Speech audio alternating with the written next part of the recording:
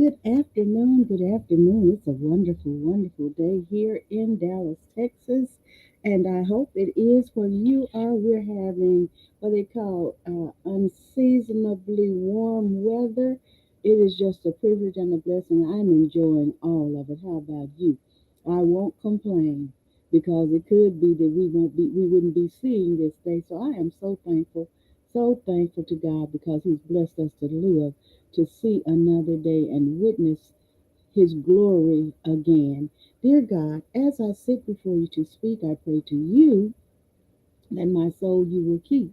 And if I should die before I finish, I pray to you, dear God, in the name of Jesus, that any outstanding sins will be forgiven. Amen. It's just a wonderful, wonderful, wonderful thing that we're here today. We're here today together. And I am talking about is it lust or love? That's a question. Is it lust or love? What's the difference? Can love be mistaken for lust? How about that? Can love be mistaken for lust? And then also there is a question that I have too.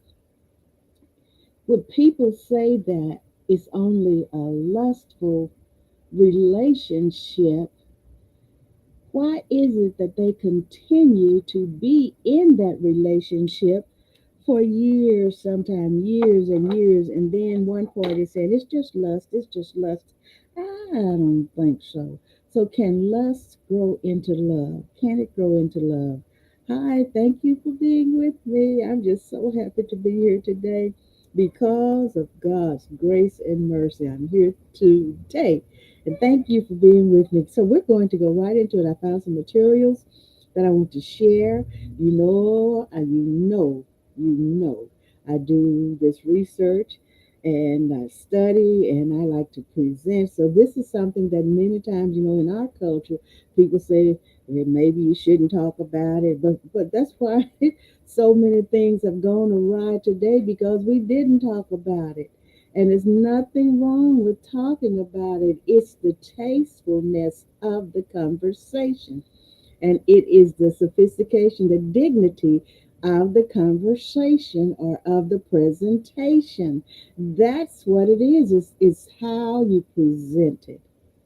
How you present it. And so these are things that and I know I'm not saying that nobody talks about it. Of course, that's not what I'm saying. But this is something that we should talk about more often to our children. To our children, these children coming up because so many things they don't understand.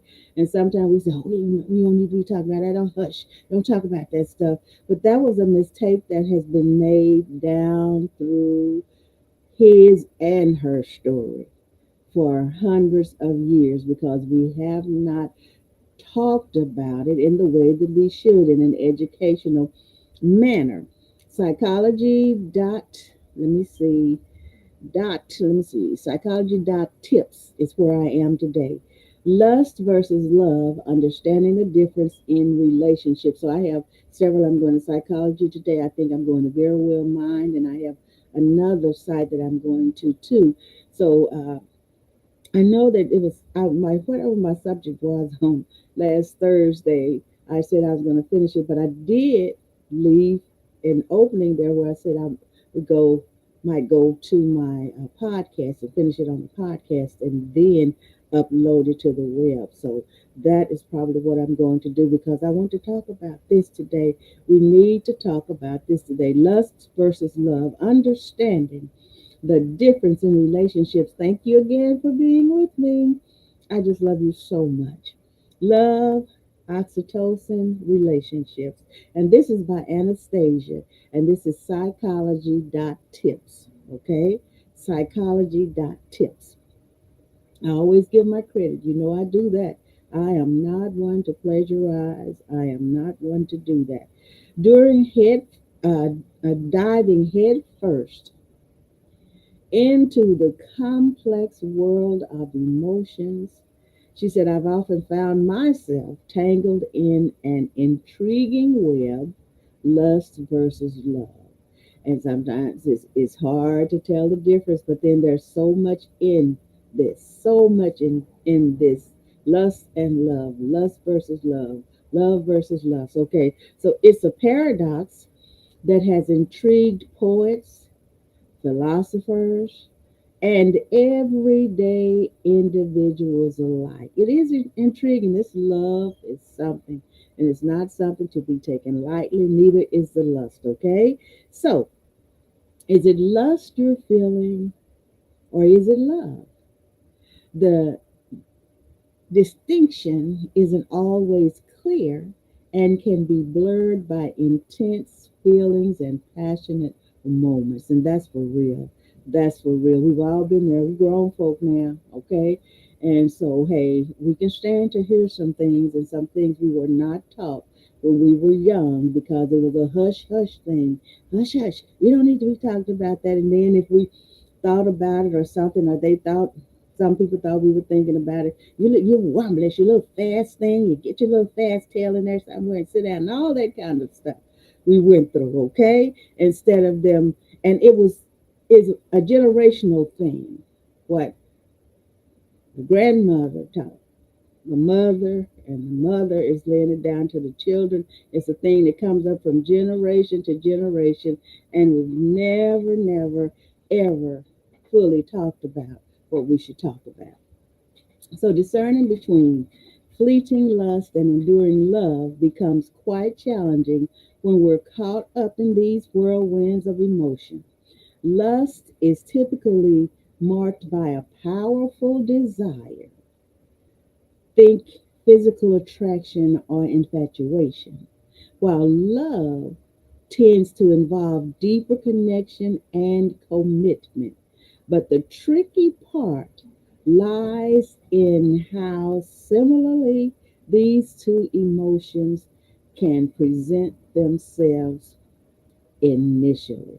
There's a tricky thing to this, okay? You have to really know. And whether say your P's and Q's, whatever P's and Q's mean, I don't even know, okay? But we've said it almost all our lives because that's something that's been dropped down to us and trickled on down from generation to generation. Be on your P's and Q's, that means pay attention, okay?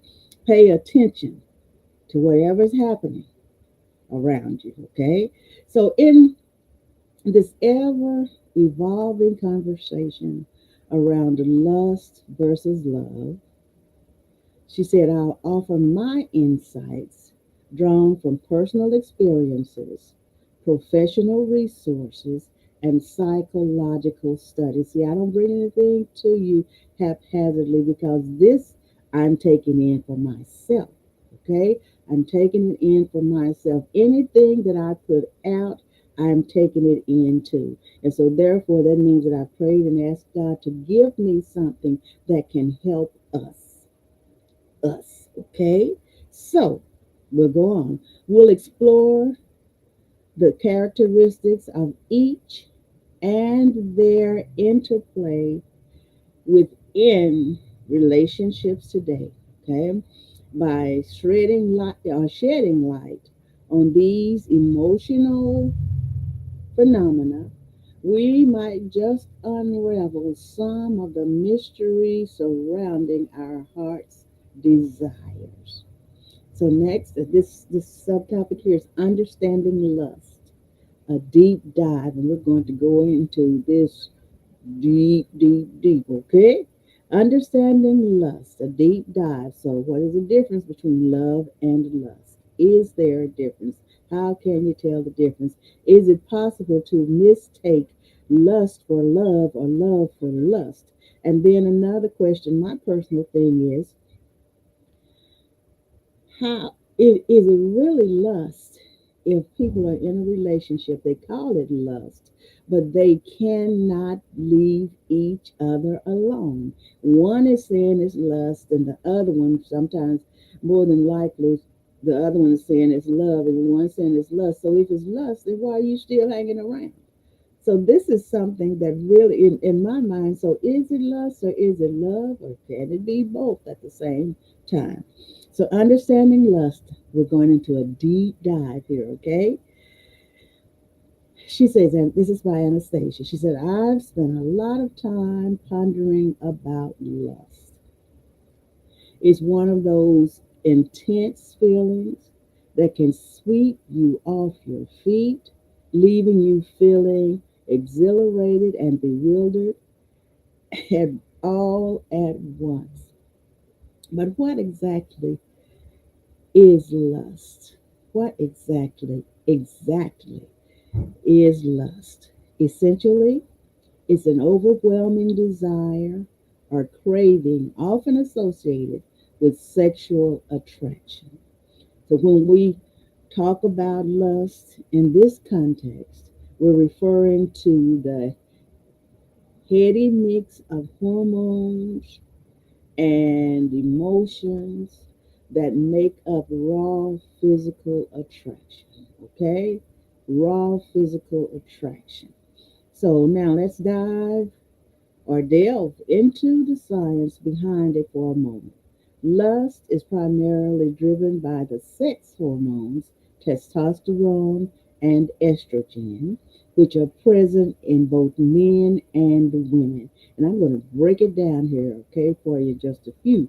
So these hormones trigger an intense longing for sexual gratification and physically appealing attributes. So here are some intriguing statistics. Okay, now look here, talking about the hormone and the difference in the count of the hormones and the testosterone and the estrogen, men and women. Okay, so we know women estrogen, men testosterone. But listen, look at this. The hormone testosterone, men, the average levels of it in men is 270 to 1070 nanograms per deciliter. Okay, that's Ng/dl. So it's 270 to 1070 nanograms per deciliter. And in women, the average level of testosterone is 15 to 70 nanograms per deciliter. You see the difference in the testosterone in men and in women. So then we go to the estrogen. Now look at this. Estrogen, they're 10 to 40 pg. Let me put this here because these are different here.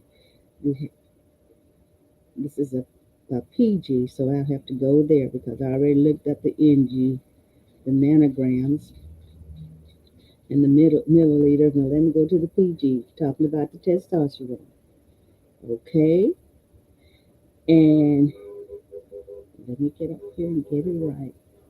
Somebody is blowing their horn out there. Come on, break it down to me now. Break it down to me. Now it was easy to get that other. Okay, that's a pentagram. Let's see. I think that's what it is. PG. Let me get it here. I didn't get that far in it. PTH. Okay, that's picograms per milliliter. Picogram. Now, I know what pico because I started talking about the picosecond.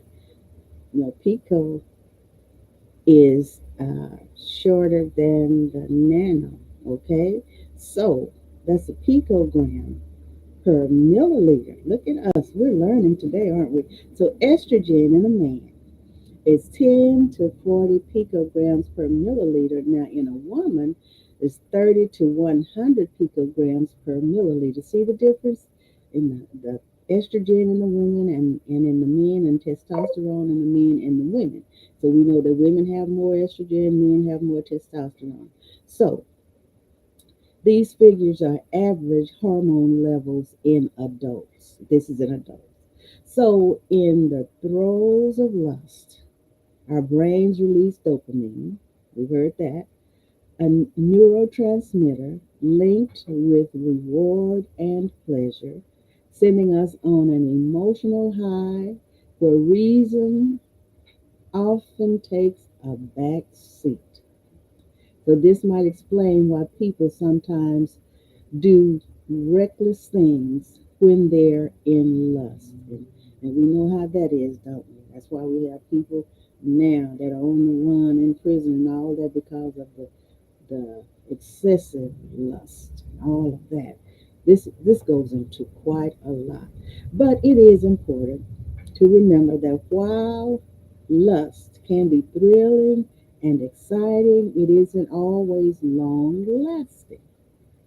The intense desire tends to diminish over time as familiarity sets in, or if not, complemented with other forms of intimacy. So there you have it. There we have it. A deep dive into understanding lust. So while it may be sweeping and passionate, it certainly doesn't encapsulate everything love has to offer. But more on that later. So now we're going to define love, an in-depth look. We're going to define love. What is love? And I think this algorithms of love will make you, let's see, walk down Main Street, oh love. So many things. I like that song. You ought to look it up. Love, Love by Al Green. All right.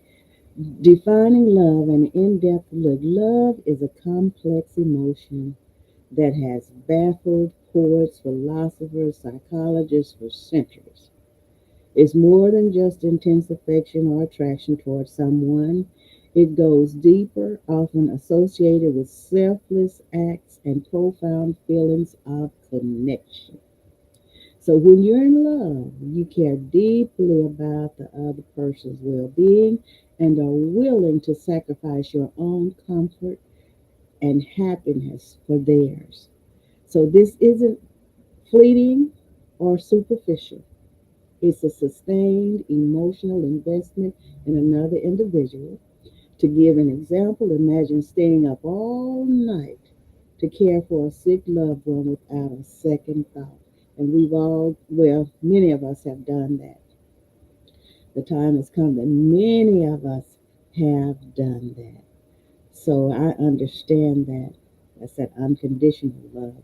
That unconditional love. Now when it talks about this, now my mind started spinning a little bit. So it said this isn't fleeting or superficial. It's a sustained emotional investment in another individual. And so now this can be a dangerous spot too, because and I that question came to mind, and I did mention it just a few minutes ago. One person could be in love, and one person could be lusting after the other. Now, when these things collide, then there is a grand problem. That's my point of view on this, okay? So, in contrast to lust, which is predominantly driven by physical attraction, lust is predominantly driven by physical attraction. Love encompasses emotional intimacy too. So, a study conducted by a study conducted by Rutgers University found that when individuals are shown images of their beloved ones, areas of the brain associated with deep attachment light up significantly more than when they see pictures of physically attractive acquaintances. That's, these researchers, these tests are something else, aren't they? So while love can certainly involve physical attraction, and often does, it also involves respect and mutual understanding, a connection beyond the surface. And I like that. A connection beyond the surface, a deep connection. That makes a difference. So think about long term relationships or marriage. These bonds are often built on shared experiences and commitment rather than just physical allure. And some people have been together for years, and can you hear them talking? Well, well, yeah, I'm just there, and they've been together for years, and you know they're not going anywhere unless time takes a course on it, okay? So you hear some people, I'm just there, no, something going on there emotionally, okay?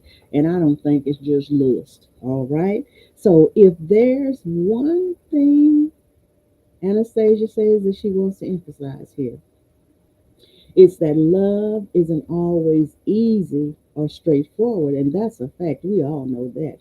We all know that it's not always easy, it's not always straightforward, and that's okay. It might be messy at times or even challenging, but those hurdles only make the bond stronger when overcome together. That's a fact.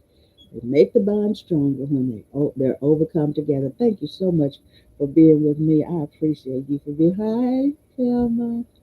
Hi, Clee. Hey, Reedy. Oh my goodness. Hi. I started to ask, are you ready for me to pick you in? So, what really sets love apart from lust? What really sets love apart from lust? And we should be teaching this to our grandchildren. Our children should be teaching it to our grandchildren. And if we have great grands, the grands should be teaching it to their children because we really need to understand this. And then that will help us to be ready emotionally, that will strengthen them to be able to bear with these things and deal with them better than just than hitting them head on. Head on. They don't know anything about it, okay? So what really sets love apart from lust? Well, it's not a sudden rush of adrenaline or defined by temporary desire. Instead, it's characterized by patience and endurance. It sticks around even after the initial spark fades away, and that's for real, y'all. So, what sets love apart from lust? It sticks around, that feeling sticks around even after the initial spark fades away. Now, the emotional aspects, it's our next subtopic, the emotional aspects of lust and love. The emotional aspects of lust and love. So when you examine their emotional aspects, lust and love can seem incredibly similar at first glance. So they're both intense, they're both passionate feelings that can sweep you off your feet. But beneath the surface, they diverge in significant ways. Beneath the surface they go their own way. There's so much to life, isn't there? There is so much to life for us to look out for. But that's why God has made all of the different kinds of people, researchers, psychologists, doctors, us, all of us who research their work and study their work and then give it out to the world. So people will know. People will know. I'm so thankful to God. He knows what we need. He knew what we needed before He even made the world. And He has let all of this come to fruition, come to pass, so that we can be educated on what we need to be educated at the time that we need that education. Lust is primarily driven by a physical desire. It's the burning need to touch and be close to someone, fueled by an intense sexual attraction. So when we're in the throes of lust, our brains release a cocktail of chemicals like, oh my goodness, norepinephrine, serotonin, and dopamine. My goodness, which give us these fluttery butterflies in the stomach. My God, these chemicals are something else, but they're there for a reason. Because God made us in His image. He gave us these emotions. He gave us all of these things. but these things are to be. Oh, what do you say, Clee? Hello, sister. Hi, Rosa. Thank you for being with me from Cuba. On the flip side, love extends beyond physical attraction. It's about the deep emotional connection and intimacy. So you're just as interested in their thoughts and dreams as you are their body. Okay? This is about love.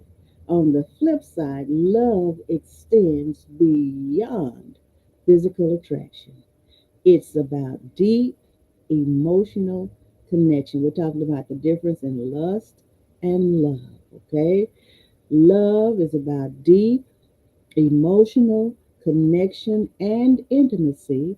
So you're just as interested in their thoughts and dreams as you are in their body. So when we fall in love, woo, woo, woo, our brain secretes hormones such as oxytocin, that's the love hormone, and vasopressin, which promote bonding and attachment. All these hormones God put in us, he put them in us for a reason, okay? So that we can experience these things. So that we can experience these things. Okay, what is the aspect? So here's a quick comparison. The aspect, main driver, lust, physical desire, and love is emotional connection. The brain, then there are chemicals involved. There's norepinephrine, serotonin, dopamine. That's in lust, okay? And then in love, that's oxytocin and vasopressin, okay? So that's in love. These are brain chemicals involved in lust and love. So there are two in love and three in lust. So lust has an upper hand on us because it's got one extra hormone. So yet it's not always black or white. It is never black or white. We know that we who are experienced with life, we know that it's not always black and white. We're talking about the difference in lust and love. Is there a difference? What's the difference? How to deal with it, the whole thing. Sometimes lust evolves into love. See here, look at this. Sometimes lust evolves into love over time as a relationship deepens. And other times, love might start with a spark of lust. It might start with a spark of lust. However, it pans out for each individual depending on personal experiences and perspective. So that answers my question. According to Anastasia, lust can turn into love. Okay, so now here's some pondering, uh, she's still pondering here whether it's lust or love. Are you still pondering what is lust or love? So reflect upon these points. Okay, here's one point. Do I care more about this person's body or mind? That's something to think about. And still that my point of view is not that easy, okay? Am I interested in their day-to-day life? These are things to think about. Can I see a future with them? Something to ponder. So remember, understanding how your emotions tie into your relationships is key to maintaining healthy dynamics. I want to repeat that because she has a great point here. Understanding how your emotions tie into your relationships is key to maintaining healthy dynamics. So, next subtopic here, lust versus love, key differences explored. We're going to explore the key differences, and I know this is going to take more than one show, isn't it? So, she said, I've often found myself pondering the intriguing realm of romantic feelings, specifically the contrast between lust and love. Although these two emotions are frequently confused, They're distinctly different in several crucial ways. Let me check my camera here. Oh, I can see my camera. I'm doing just fine. I do have my monitor on. Thank you for being with me. Thank you so much for being with me. I thought, it's spring. Spring is right. And right here in Dallas is supposed to be 88 degrees today. And we're still in the winter. It's supposed to be 88 degrees. And they said yesterday, I think it was like 94 degrees. I thought it was 88, but they said it was 94. So, but tomorrow, we're going back to the 50s. So, hey, we don't know what it's going to do. That's why I just take one day at a time. And I thank God for each time of the day, each day, whether it's rain, shine, sleet, snow, whatever it is, I am thankful, thankful, thankful. Yes, I am. How about you? I know you are too. So, talking about love and lust. And this gives us more time because there are certain seasons to me that affect your hormones more intensely, whether it's lust or love, more intensely. I want to put it like that to make sure it's dignified, okay? So let's take a quick look at lust first. It's primarily a physical attraction that focuses on outward appearance and can be summed up as an intense desire or craving. Now, lust is typically characterized by short term gratification with little consideration for long term emotional compatibility. Okay. On the other side of the emotional coin, we have love. Now, this emotion runs deep, transcending more physical attraction to encompass mental and emotional connection as well. So, when you're in love, you value your partner's personality traits, their quirks, and overall character just as much as their physical attributes, if not more so. Love grows over time and fosters mutual respect, mutual trust, compassion, and shared goals. There is a difference in love and lust, okay? So here are some key differences according to Anastasia and psychology.tips, all right? Duration. Lust usually fades quickly once satisfied, whereas love grows stronger over time. Next, the focus. While lust focuses mainly on physical satisfaction, love values emotional connection and intellectual compatibility too. Thank you for being with me. Thank you, Lady Patsy. You're here with me today. All right. Thank you so much. Selfishness versus selflessness. Thank you so much for your comments and everything. I'll get back with you. Yes, I will, everybody. I'm so grateful and thankful that you're here with me today. Lust, okay, selfishness versus selflessness.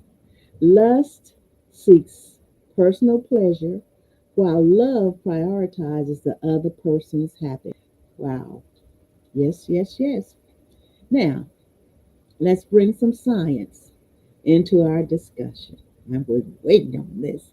According to research conducted by psychologist Dr. Helen Fisher, outlined in her book, and the name of the book is Why We Love. The brain releases different chemicals. The brain releases different chemicals.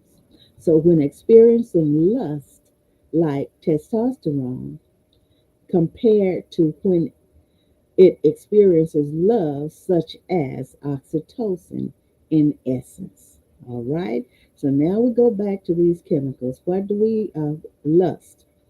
the chemicals, testosterone and estrogen, and love, oxytocin and vasopressin.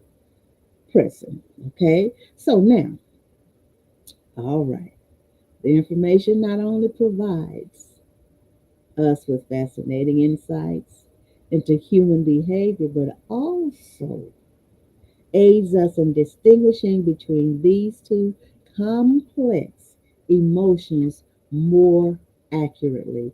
Because we really need to understand this, because I'm telling you, th- these emotions can, if they get out of whack, they can literally make a person mentally ill. And when the mental illness sets in, then here comes the physical illness. This is why we need to talk about this more. We need to learn more about it so that we can know when I'm feeling like this is probably what's happening to me. And then when we are educated on these matters, then we can prepare ourselves. This is what we need to do. This is why we so many times we're not prepared. Prepare ourselves and the people that we love for these things and make them aware of the things that are going on when certain feelings come along.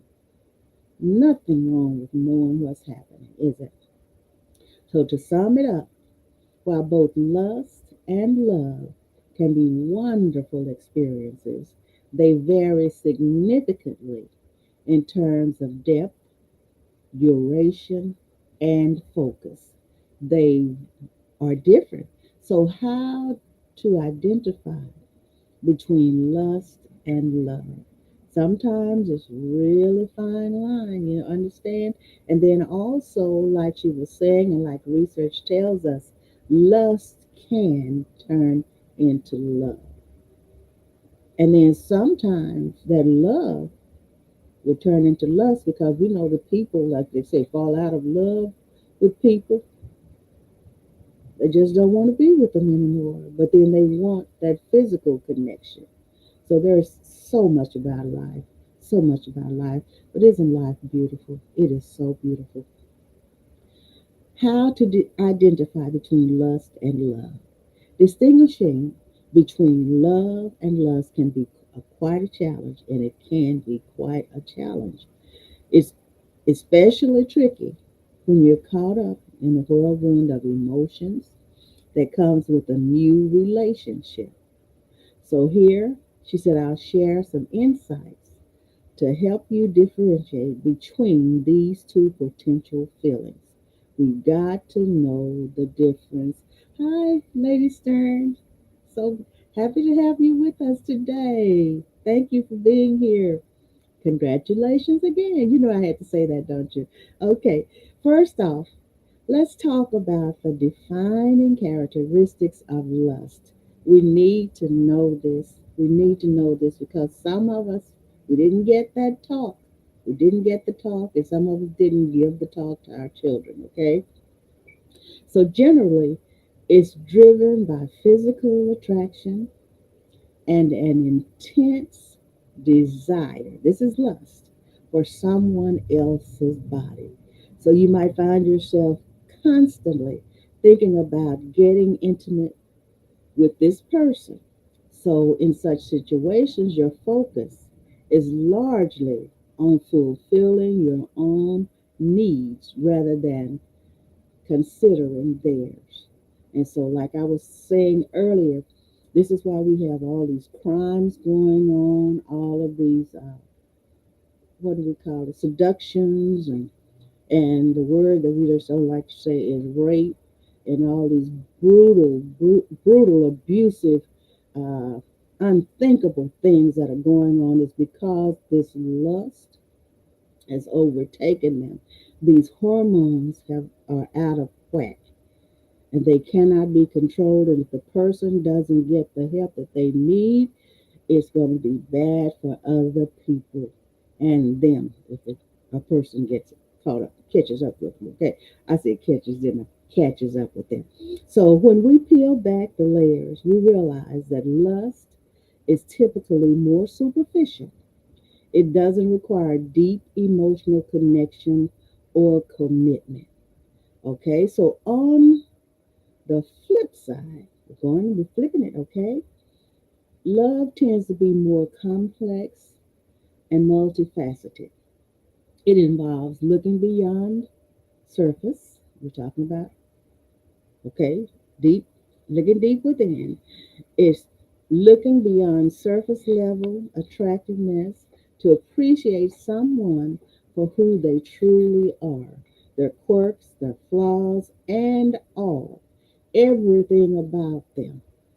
We appreciate that. And what does it say? Love covers a multitude of faults. We have faults in our significant others, see these faults in us, but in spite of our faults and us seeing them in our significant others, if we have one, or still have one, then that doesn't matter. When you love a person, you can help them along the way. They can help us along the way. If there are some things that are out of sorts, we can help each other to be better. Okay? So their quirks, their flaws, and all of that. When you love a person, that's not going to overshadow your love for them. So when you're in love, you'll likely feel a strong empathy towards your partner. Their happiness becomes as important as yours. And this is what we have to remember. And we have to think about this. If you're in a relationship, wherever you are, whenever it is, however, whatever it is, if the your partner, your significant other, does not respect you and does not uh, feel that your happiness is as important as theirs, as we say sometimes, there's something wrong the matter. And so, I'll get on this. I don't even have to stand on a soapbox. When there's something wrong the matter, that's when we have to pull our emotions in to a normal range and say, oh, this is not right. So, what I'm going to have to do, I'm going to have to do what's best for me, and whether these emotions are saying do this or do that, and it's making me feel like I can't live without him or her, we have got to get ourselves together and get to where we need to be in order to be safe. That's what we have to do. And I talk about that, and Priesta will tell you to get some yonder. Oh, yes, she will. She'll say it in a hot flash, get some yonder. And that's what you have to do. When people don't think you're as important to them as they are to you, there's something not right, okay? So is it love or is it lust? Is it possessiveness? Okay? So here are some practical signs to look out for. Lust, intense physical attraction, focus on self gratification, and little interest in non sexual activities together. Then we have love. Love is strong, it's an emotional bond, it's a desire for shared experience beyond intimacy, and it's concern for each other's well being. That's it. So, of course, there are overlaps between lust and love. There are, and I believe this, I really do. After all, many loving relationships do start with a spark or physical attraction, but as deeper feelings develop, true love often grows over time while transient lust fades away. So some people can witness to this that, hey, it might have started out as lust. We were just hooking up and all of this, and now they're married, have families, and they are very happy together. And then on the other hand, there are some who thought it was love and they got together, they have families, and all of that, and they have no harmony whatsoever. He's going his way and she's going her way, and it's just confusion and all of that. And sometimes it's not like what is what am I say physical confusion or whatever. But some people just don't communicate. Some people can live in the same home and not have any emotional attraction or interaction with the other. And that's sad. That is so sad. So it's crucial not just to rely on these signs, but also to listen to your gut feeling. Sometimes our instincts know who our minds can't, they know what our minds cannot articulate yet. So some people say, hey, listen to your first mind. So the role of time in shaping lust and love. The role in time of shaping lust and love. So let's delve right now into how time plays a pivotal role in distinguishing between lust and love. So when you're caught up in the thrills or the throes of attraction, it's easy to mistake lust for something deeper. But as the clock ticks on, the differences start to become apparent. Oh yes. And can you have you I know we know people who have gotten into a lustful relationship, and then they have a family because of that lustful relationship, and there are all kinds of regrets floating around. We've seen it all, haven't we, in our time here in this world. So we want to people to be able to distinguish between lust and love. Lust, by its very nature, is often short lived. That intense physical desire hits you like a ton of bricks. You're consumed by thoughts of passion and physical intimacy.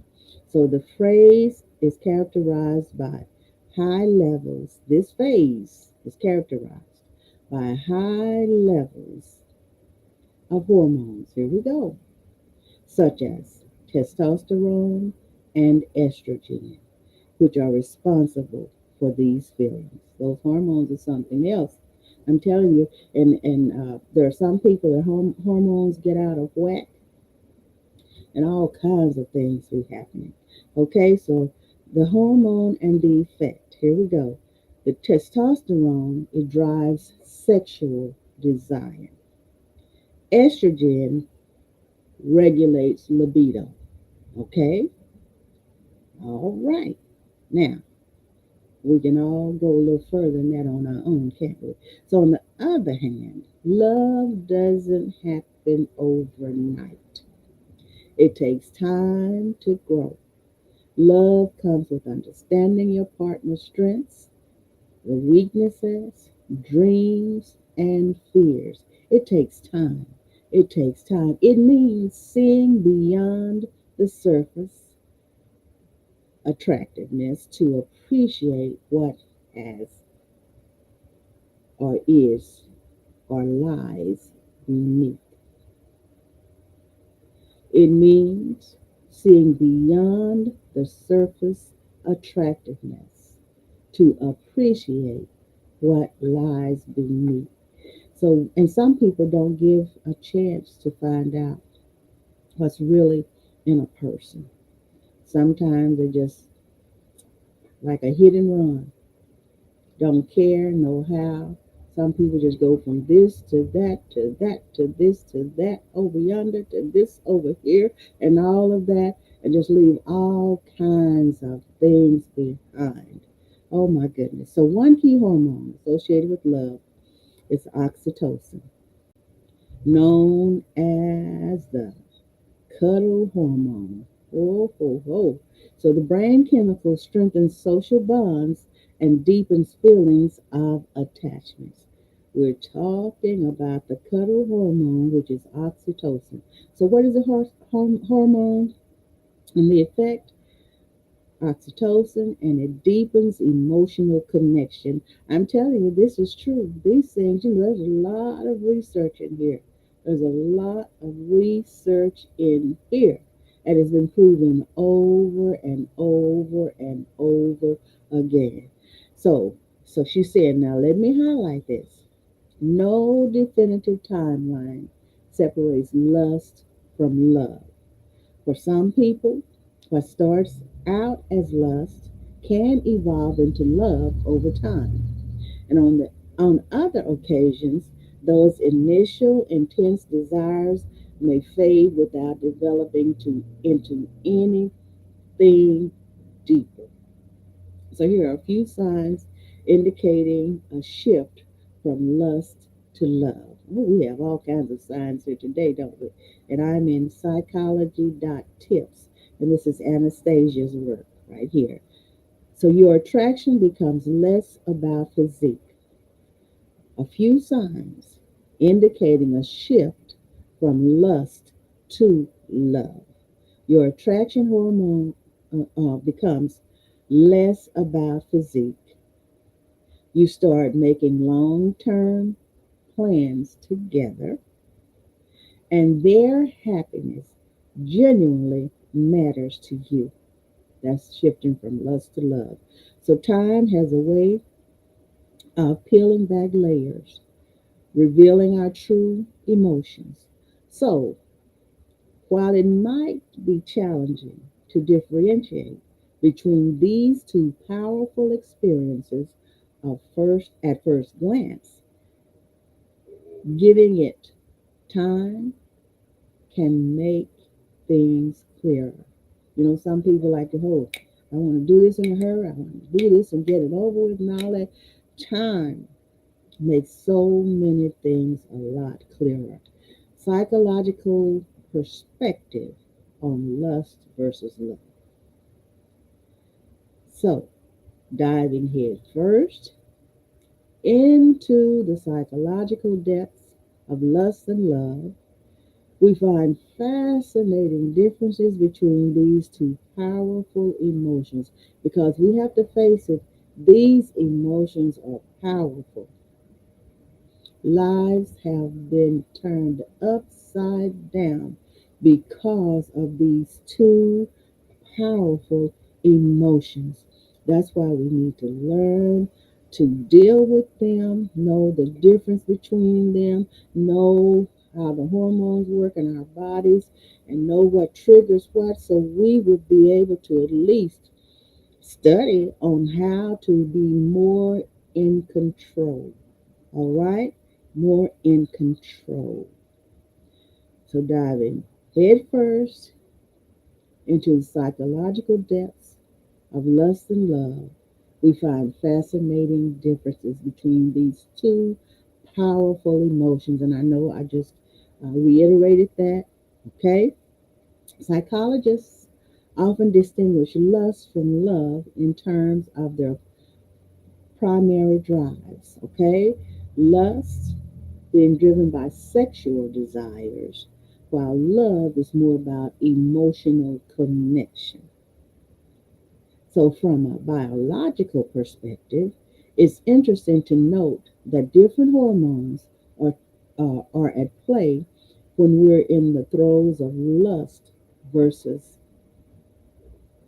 when we're deeply in love.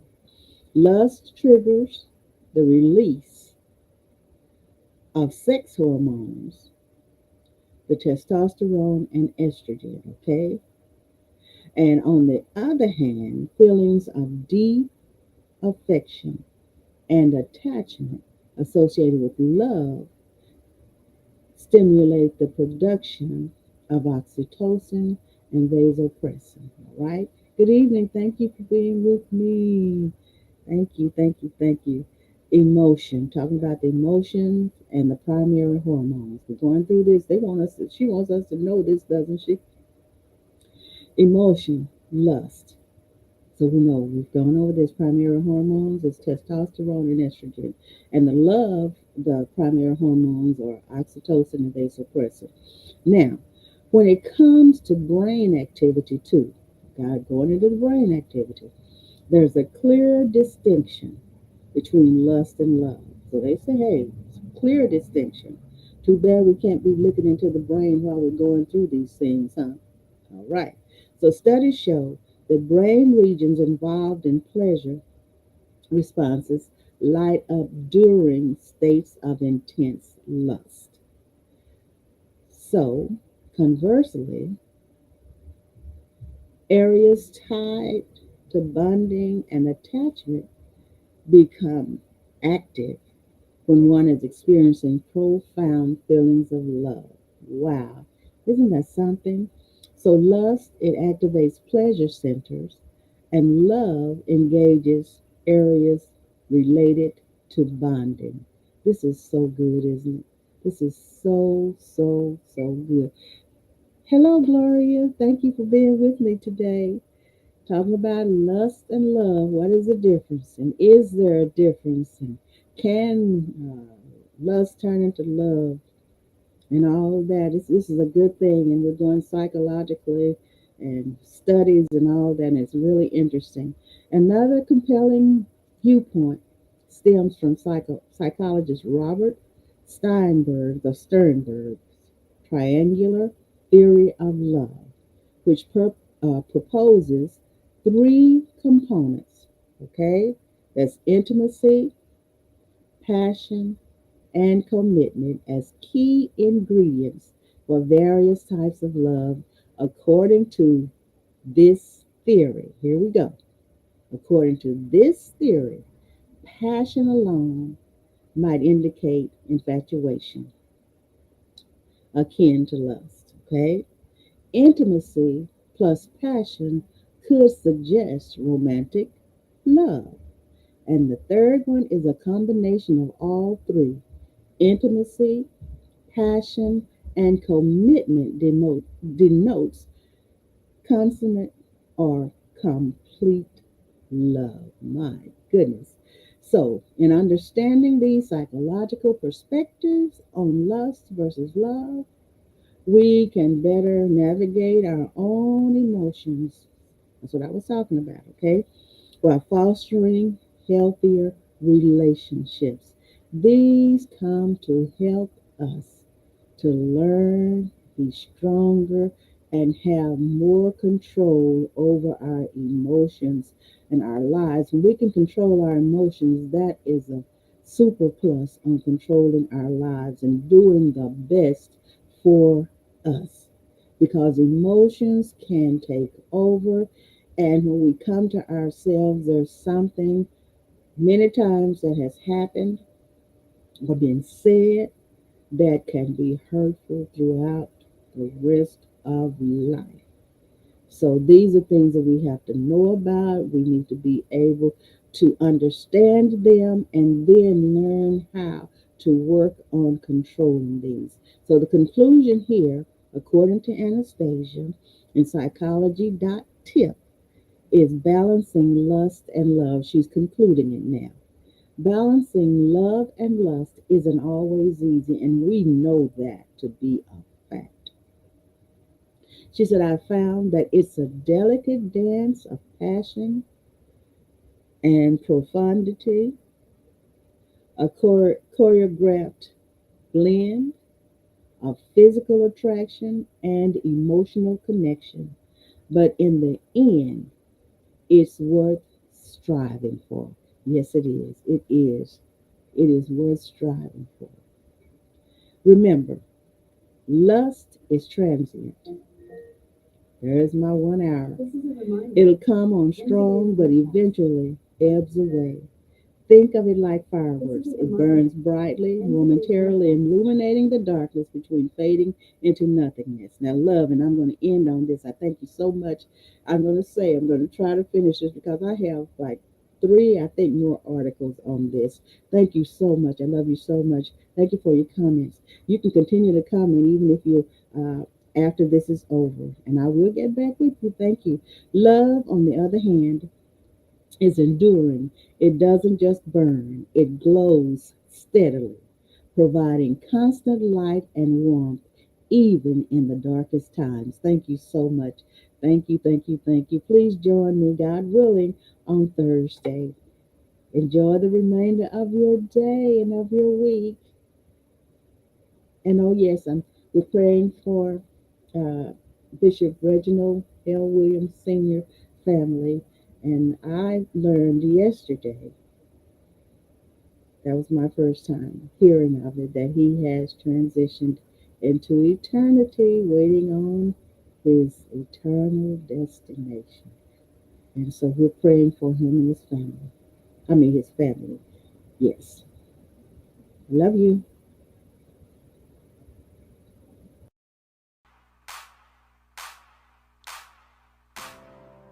Oh God, I'm calling on you. Oh God, I'm enlisting the saints to pray. Can you hear me? Can you feel